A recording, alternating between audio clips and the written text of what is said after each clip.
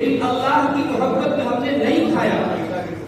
اپنی ساری ضروریات کو ہم نے طے کیا صرف اللہ کے نام پر، قربانی ہم کرتے ہیں اللہ کے نام پر، ہم اپنا مال لٹاتے ہیں زکات کی شکل میں، صدقے کی شکل میں، اللہ کے نام پر کہہ رہا ہے لبیک اللہم لبیک لبیک لا شریک لک لبیک ان الحمد والنعمت لک والملک لا شریک لک۔ وہ چیز ہے داروں کے دار،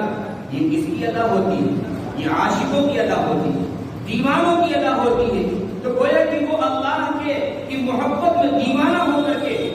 اس کے گھر کا چکر لگا رہا ہے۔ صفا مروہ حاجی اور عمرہ کرنے والے یہ اللہ کے مہمان ہیں۔ ان دعوہ اجابہم، اگر وہ اللہ سے کچھ مانگے اللہ قبول کر دے،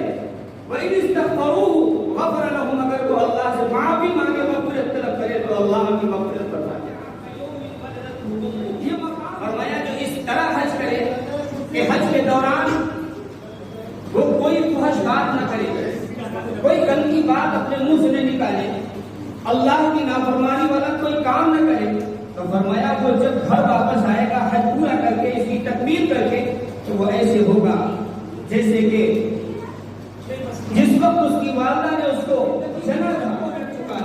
دین و شریعت کا پابند بن چکا ہے، وہ کسی